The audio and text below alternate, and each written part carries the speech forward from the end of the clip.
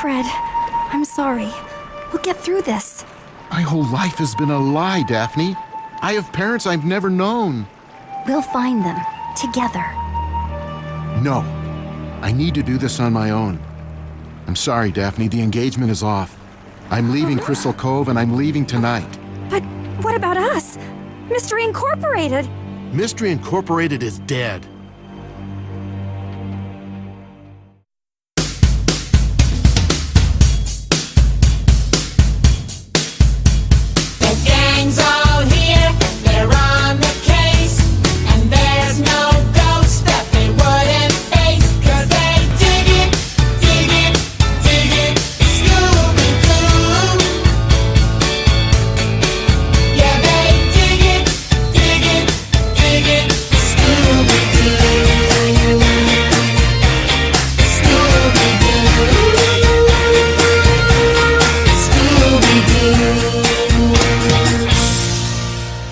Hey gang, and welcome to another episode of a podcast named Scooby-Doo Extra. I know some of you will already be familiar with the Extra format, but for those of you who aren't, I like to do a quick little intro just to kind of let you know what you're getting in for.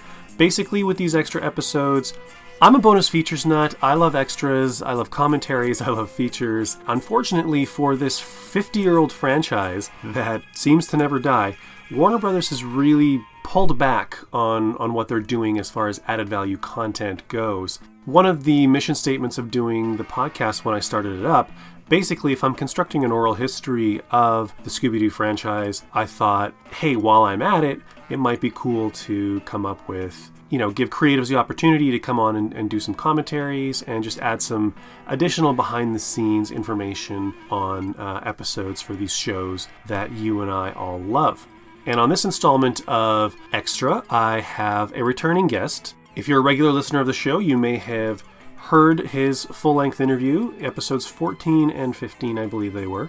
Victor Cook. Victor Cook was a supervising director on Scooby-Doo Mystery Incorporated. This is going to be the first Mystery Incorporated commentary on the podcast, so super excited about that, because Mystery Incorporated is one of my favorite iterations of the show, and I know it's got quite a few fans besides myself. When I asked Victor what episode he would like to do, he suggested All Fear the Freak, which was the finale episode of Season 1 of SDMI. And I'm nothing if not accommodating, so I said sure. And Victor and I managed to hook up over Skype, and we recorded a commentary and a little mini interview kind of before and after.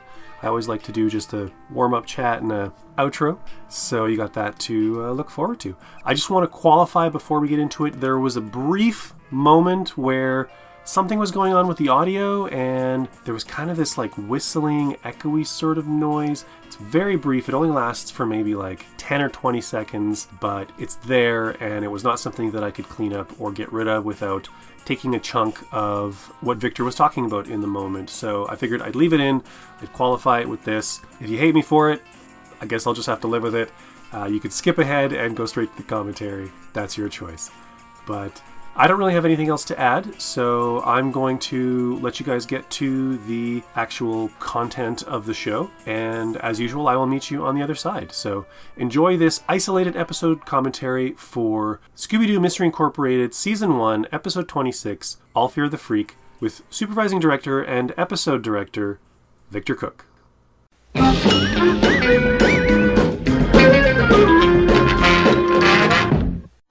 So I am here with returning guest to the show, Victor Cook. Victor, if you're a regular listener of the show, you may remember him from episodes 14 and 15 respectively. He was previously on for a full interview talking about his experiences working on Scooby-Doo Mystery Incorporated. And Victor was a supervising director for Season 1, as well as the director of half of the episodes, the other half handled by Kurt Gate, I believe, and went on to become a producer as well on Season 2. Victor, welcome back to the show. I'm glad to be here. This actually took some wrangling to finally find a time for the two of us to sit down and do this. I'm glad we're actually... It's pretty busy out there for you and for me. A lot of outside forces keeping me from doing this fun commentary. The day job is kind of keeping me busy. Well, you've had the whole Stretch Armstrong thing. Yep. And you worked on Young Justice as well, did you not? Young Justice, I guest directed one episode, and it's kind of tied to Scooby-Doo Mystery Incorporated because after season 1, we were in post-production waiting to see how it was doing on the network, to find out if we were going to get a green light for season 2. So in that little gap of time, the producers of Young Justice, Greg Weisman and Brandon Vietti, invited me to be a guest director of one episode. So I worked on one, and it was fun. And I did it, like I said, in between season 1 and 2 of SDMI. And you previously worked with Greg on Spectacular Spider-Man, correct? Yes, worked with Greg in Spectacular Spider-Man and a lot of other shows. Greg and I actually met each other, I want to say, in the early 90s at Walt Disney TV Animation. Most people will know he created a show called Gargoyles, and I worked on that show as a storyboard artist. And then later, when I was a director on Buzz Lightyear and Atlantis, Greg was a writer of some episodes of those shows. And so we got to work together again on those. And then Spectacular Spider-Man. I just recently, well, I guess not recently, it was a few months ago, I finally sat down and powered through both seasons. I'd only seen it kind of piecemeal up until then, but after our conversation, I was like, I'm doing it. It's a good time. Oh, glad you liked it. So, the episode you chose to do the commentary for, it's a Scooby-Doo Mystery Incorporated episode, the final episode of season 1, All Fear the Freak. And I'm curious why you chose this episode. We talked about a few, and this is the one you kind of zeroed in on. It's the culmination of season 1. Everything that you saw and learned about in season 1 gets turned upside down in this episode. And you see the results of all the backstory and the character development that was given to the show. I mean, really, everything you see in this episode is a lot of the reasons of why I wanted to work on this show in the first place. When I finished The Spectacular Spider-Man, I was looking for my next job, and I had heard they were looking for 2 directors on this show, and I had no inkling what the premise was of Scooby-Doo Mystery Incorporated. I just knew Scooby-Doo, and my mind went back to the original show, so I thought it was going to be, strictly that. And then when I met the supervising producer, Tony Cervoni, who developed the show along with Mitch Watson, I was blown away by what this show was and the tone of it, and it was still going to be Scooby-Doo and everything Scooby-Doo at its core, but updated and modernized and done more cinematically. By the way, I hear a weird sound. Do you hear that? I do too, yeah. It's kind of like a whistle. There we go. Yeah, okay. Sound like a train going by. And so it intrigued me that the show wasn't going to be only people with rubber masks on at the end of the episodes, like how you would expect of the classic Scooby-Doo, that it was going to evolve into being real evil and real monsters, and that our main characters, who we all know and love, were still going to be those characters, but we're going to get this added depth to them. And the character development for all of them is fantastic and backstory. And I just thought Fred was my favorite in terms of that. And you see it all come to this great culmination at the end of this episode for him. So that's why I picked it. Awesome. For anybody who hasn't joined us for one of these commentaries, basically get your optical media, your DVD, your digital file, however you have this show, obviously preferably purchased through proper and legal means. Set it up in your machines and bring the episode to the counter 0000 and pause the episode. And we will count down 3, 2, 1, play.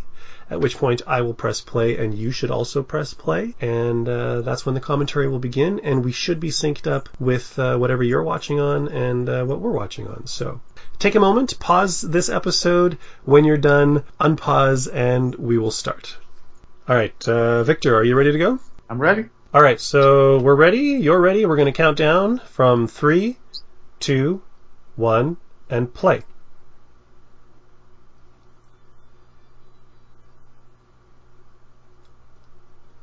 right. And it begins.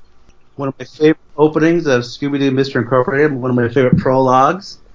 And this is a sequence featuring the original Mystery Incorporated, a generation before our gang.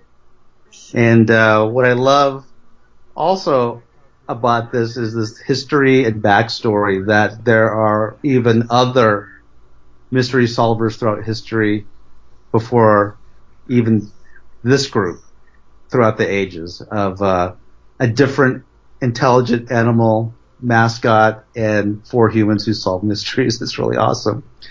This sequence was storyboarded by the great Adam Van Wyck. He is really one of the superstars in animation, does a lot of TV, feature films. A lot of people who follow the superhero genre will probably recognize his name in the credits. He does a lot of that, but he is also super adept at comedy, really any genre this guy can handle. But it's really fun to see this precursor to Mystery Incorporated. That's Pericles, voiced by Udo Kier. We'll talk more about him later. Brad Childs, the leader of this group, in this episode is voiced by Nolan North. And second season, when we see him as an adult, and hopefully I'm not spoiling things for everyone, but the show's been on 10 years ago. But second season, he's voiced by Tim Matheson.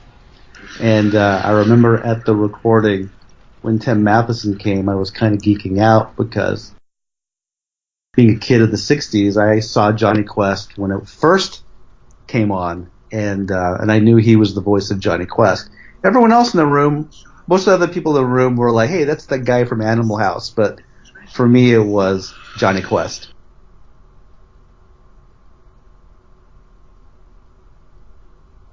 And this is our main title sequence.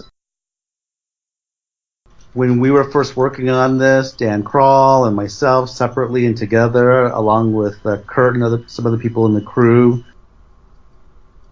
tried to do a lot, but it ultimately was only a 30-second main title, so we opted for this sort of constant camera move with the backdrop symbolizing each of their specialties or their personalities. And that's our main title sequence. These chapter openings with the fog was Tony Cervone's idea. Yeah, I thought it was brilliant. Mitch Watson, who wrote this episode, also developed the series along with Tony Cervone. Mindy Cohn as Velma. I'm curious, Victor, with the designs of the original Mystery Incorporated, I got a very Dobie Gillis vibe off of them, particularly the Shaggy analog, who reminded me a lot of kind of Bob Denver's Maynard G. Krebs. I was wondering if that was purposely done. That was purposely done, backed by the people who originally designed and created Scooby-Doo back in the day. Very much influenced by that. What's brilliant about the designs of this show is, at first glance, it seems to be the original designs. You recognize that original design.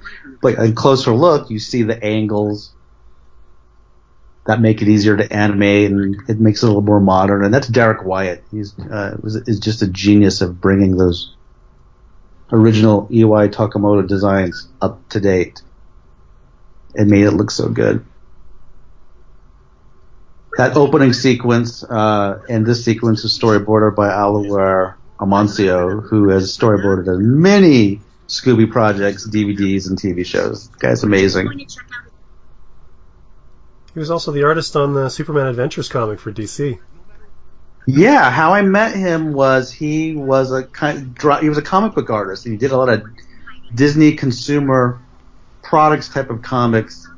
We're talking a long time ago. When he was also first storyboarding on Batman Beyond. That's when I met him. And his storyboard drawings almost look like somebody went into the cartoon universe of the show you were watching and just took pictures. I mean, that's how spot on his drawings were. So, an iconic part part of any Scooby-Doo is flashlights. When I came on the show, I was one of the things we're all reminded to remember working on the show were the 3 F's: fear, food, and flashlights.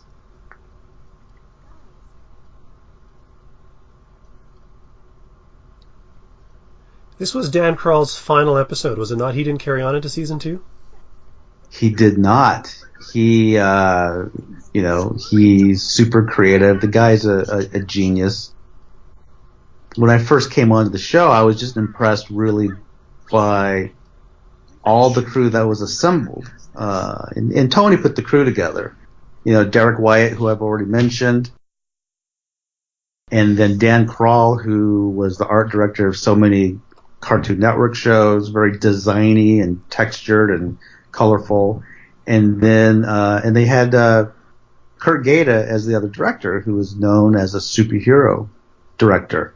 And I thought, wow, what an eclectic mix, but it's Tony's genius. He put it all together, and we get this, a really artistic, designy show, yet is still cinematic. You can see these angles and these shots, and it really made it fun to work on if you were a storyboard artist or a director.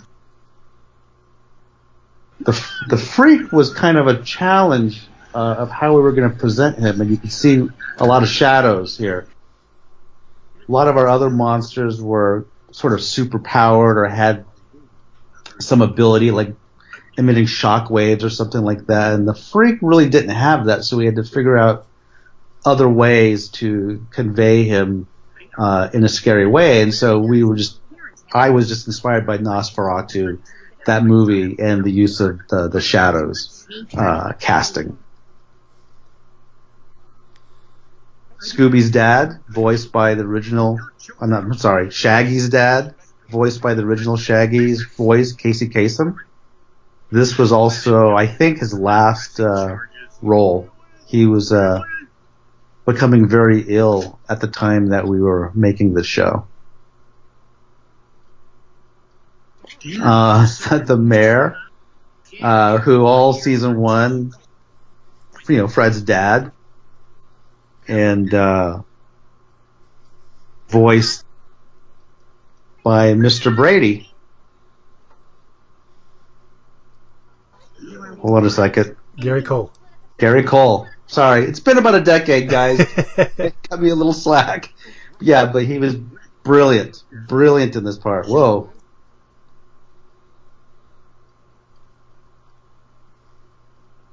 Yeah, and so, like I said earlier, why did I pick this episode? It's just representative of everything I loved about the show. You look at all these shots. They're very cinematic, when compared to the original Scooby, which was kind of flat. You'd see the same background go by, full body shots. And on this show, we were just sort of like making these mini movies,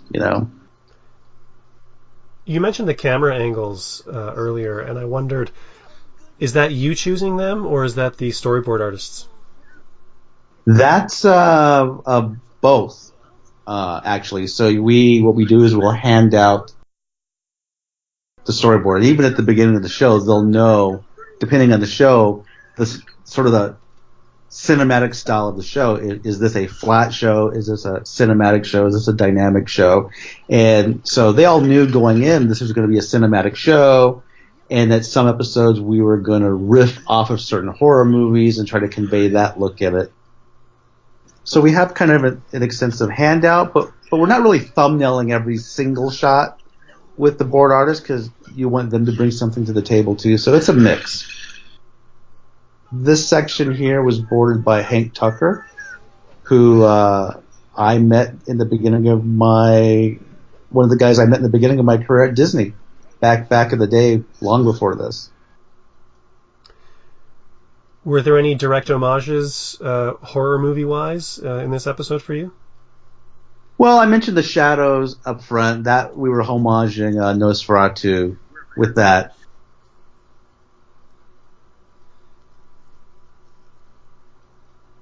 I kind of wonder with that freak shot, it kind of reminded me of Freddy Krueger in the first Nightmare. Yeah, like I said, it's a lot of horror movie riffs. Yeah, Ed Machine, voiced by Richard McGonigal. Some people may recognize his voice as Four Arms from the original Ben 10. And Angel Dynamite, voiced by Vivica Fox. One of my favorite characters on the show.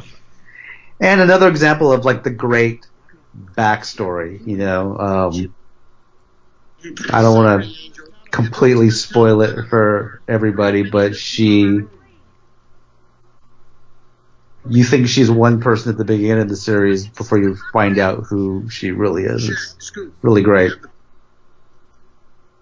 That last scene was another example of the great color design of this show. It was just so unique for the franchise and in a lot of ways for just animation in general.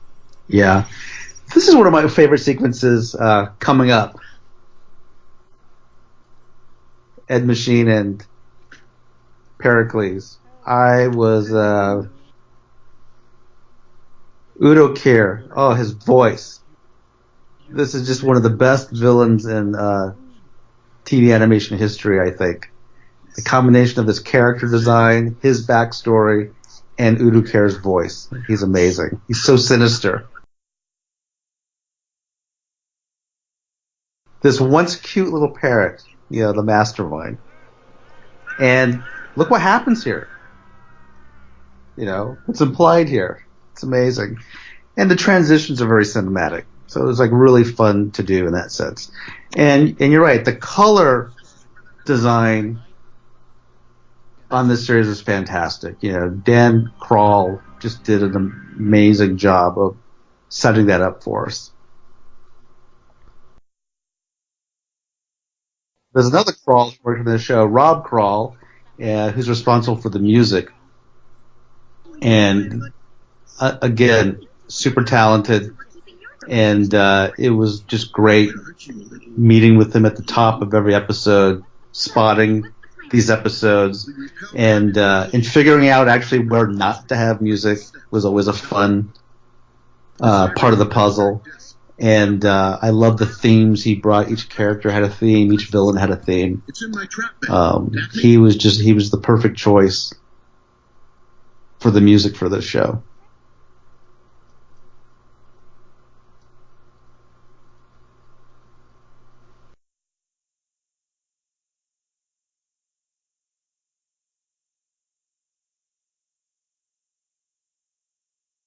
Yeah, coming up on this sequence, this last chunk was storyboarded by a newcomer named Joey Mason, who is making a name for himself now as an art director and character designer in various shows. He was my character designer on Stretch Armstrong. He started off at Warner Brothers as a revision artist on this show, and then worked his way up to doing storyboards. I think this might have been his first full storyboard, and he does from here to the end. And then he went on to do visual designs for the Green Lantern series after this. How many storyboard artists is it typical to have on an episode? Well, if you look at the credits for this one, I think we had quite a few because it was divided up in so many small chunks, you know, because we freelanced a few places. But I would say if we were to do it with staff, it would have been 3 guys. We would have just split this by thirds, you know. But this one, like I said, we had Adam Benwick do the prologue, got Alaware to do the fireplace scene with his dad and a little bit in front of the town, and Chris Rakowski did the stuff with the shadows. It was a finale, and I think the reason why we had now that it's been a while, but it's coming back to me. People were coming off their shows, and we were just trying to keep people on as long as possible. So as people were coming off other episodes, we would just give them small chunks of this one. I think that was part of the reason too. There's so many names in this episode.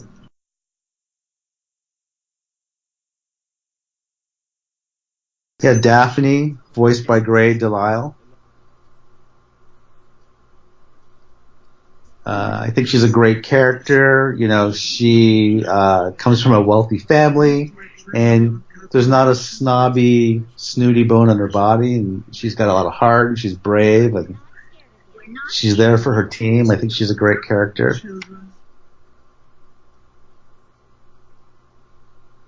And the voice of the Freak is actually Frank Welker, who is the voice of Fred and Scooby. Frank did most of the creatures, did he not? He did most of them. I'm not sure if he did all of them, but he did most of them. And who was responsible for the design of the Freak?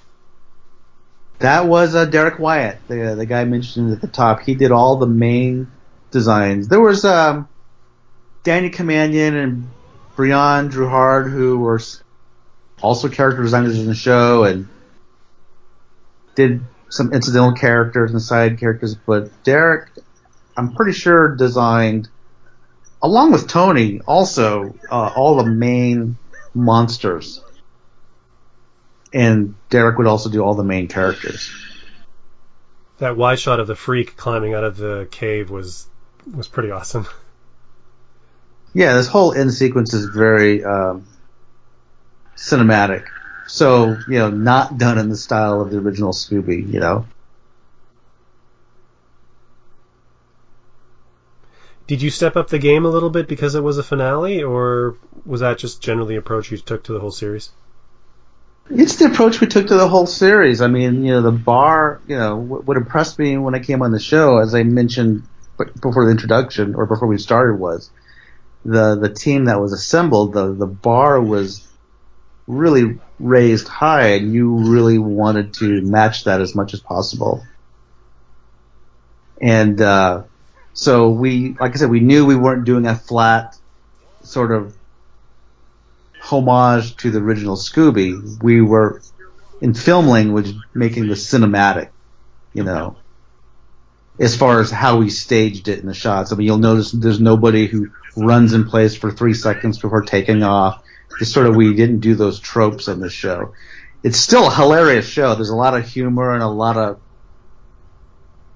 comedy in it, which is through personality and character and situations. But everything else was a little bit kind of realistic. And here's what I was talking about earlier, where Fred is going to find out some truths about his background.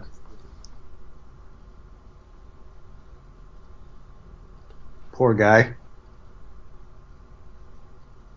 I've always felt that every kind of franchise has sort of an identifying feature to it, and with this one, there was the overarching mystery, but also relationships seem to be such a major theme. Relationships between the gang, relationships with the family. This is the first show that really brought in all the parents. Yeah, and you're right. And in today's age of streaming, right, where we think of series as you binge it and they all connect as one long story, this was a little before all that when we made this show. But in a way, it's perfect for that kind of venue, because previous Scoobies it was just the story for that episode, right? And then the next episode was just a brand new mystery. It didn't really connect. But that was the fun of the series, was the backstory, the relationships, the overall story, and spoiler alert, that by the time you get to the end of season 2, it ends up this was all a prequel to the very first Scooby-Doo show, which is really fun. How difficult is it putting together those montages for the solving of the case?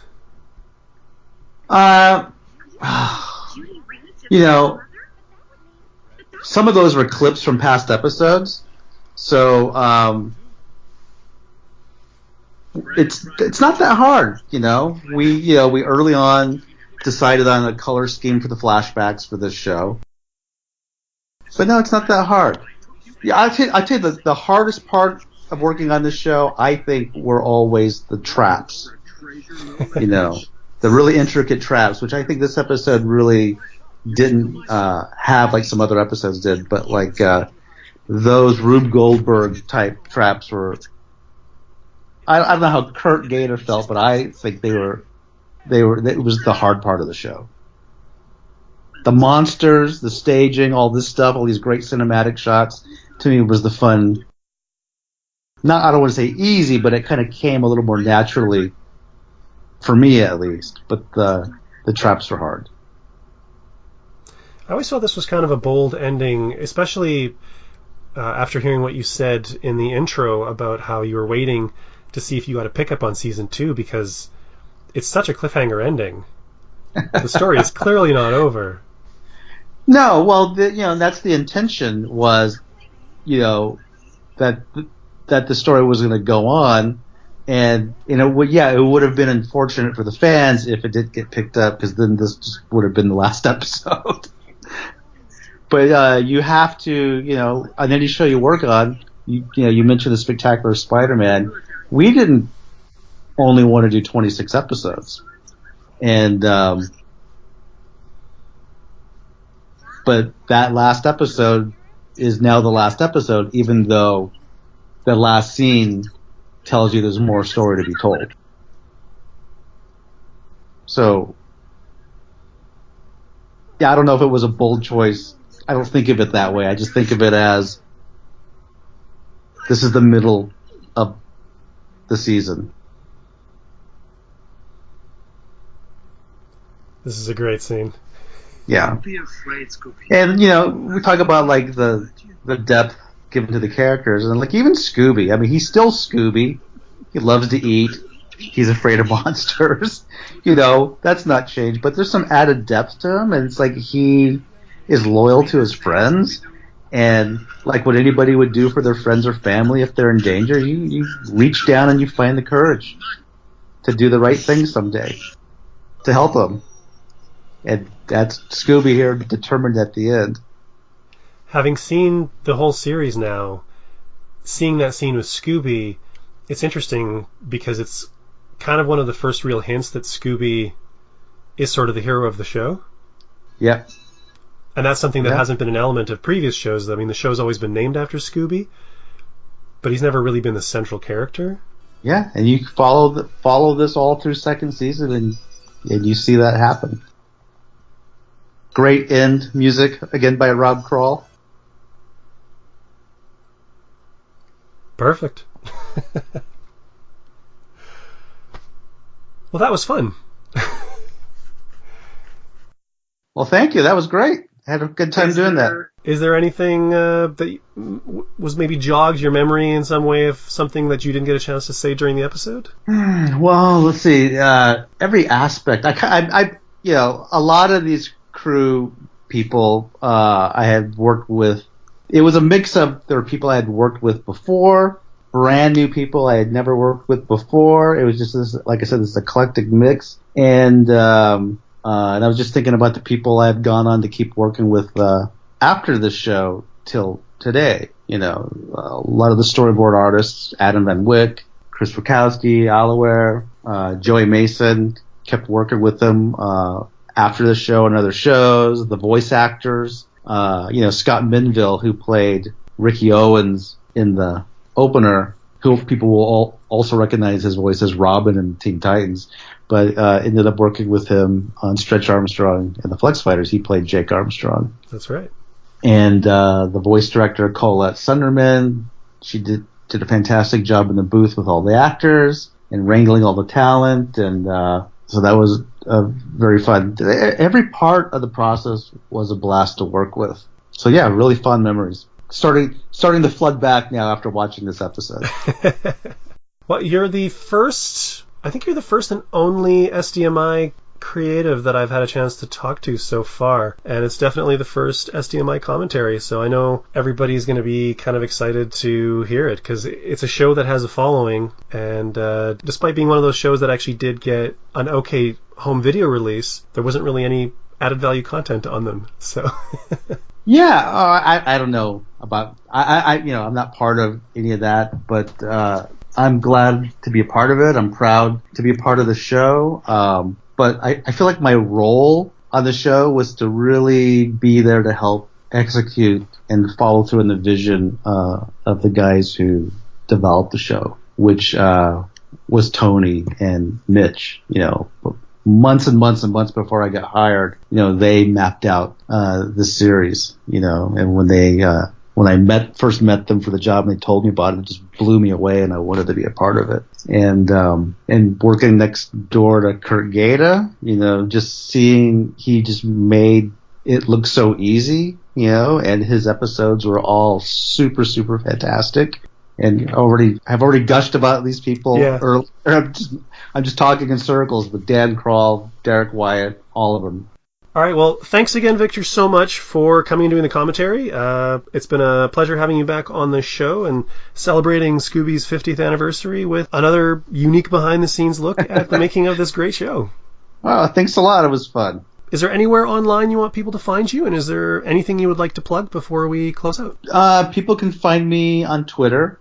Victor_Cook1 is my handle there, and you could still watch Stretch Armstrong and the Flex Fighters still on Netflix. And if you have smaller kids, and also for people just young at heart and want to see really cute, great animation, there's another show that I'm an executive producer of for Disney Junior called Tots, and the writing is fantastic, the animation is fantastic. Another show I'm really proud to be a part of. And for fans of Stretch, that show is not necessarily done, correct? Well, I'll leave that for people out there to judge. I have long, those of us who worked on that show, we finished the end of that season, and we have gone off to do other things. But I am told Netflix has not officially canceled the show, and they haven't officially made a decision if there's any more new show. But we're going on 2 years since we finished the show. Yeah. So I'll leave it up to the audience to decide if it's done or not. But so far, I'm told that no official decision has been made. And while I have you here, I'd just like to use this forum to say that for everybody who is talking about the crazy Choose Your Own Adventure Black Mirror episode, Stretch Armstrong did it first. Well, I'm not sure that we actually did it first, but we maybe did it before that Black Mirror episode. All right, that's all I got. So, again, thank you so much. And if you ever want to do another one of these, the door is always open. Thank you very much. Take care. Take care. All right.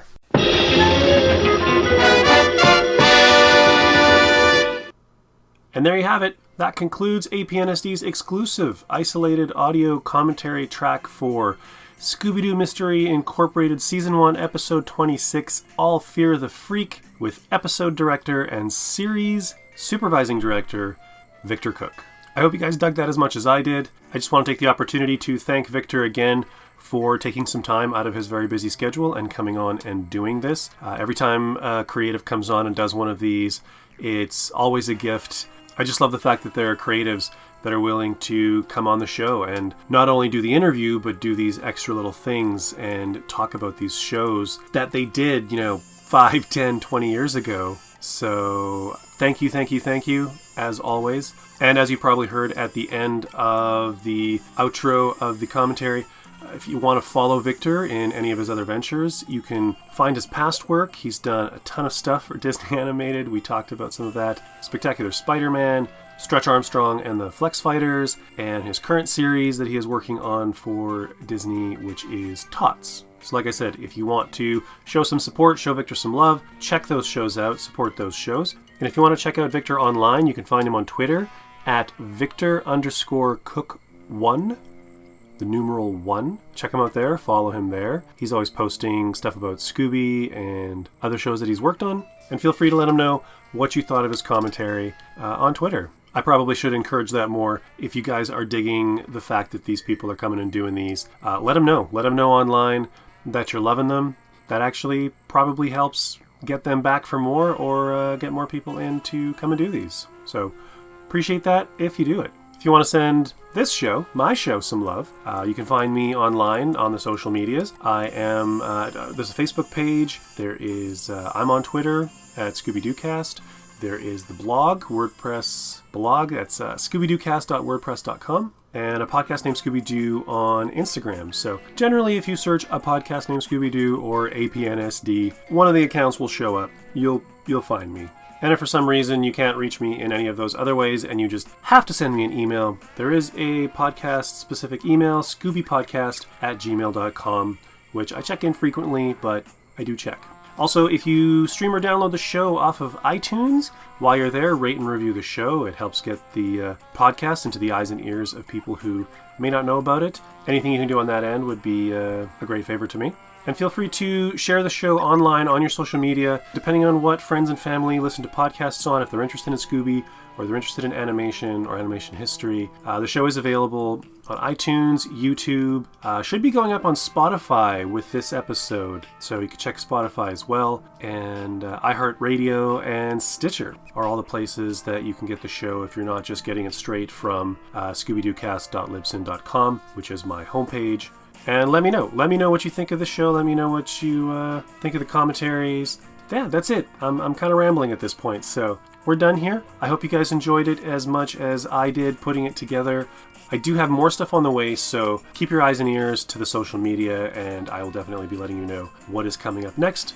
That's it. So take care, everybody. Have a safe and happy Halloween. I hope you're enjoying all the Scooby-Doo 50th anniversary stuff. We'll see you next time, and remember, I can't go to military school. I'm an eater, not a fighter.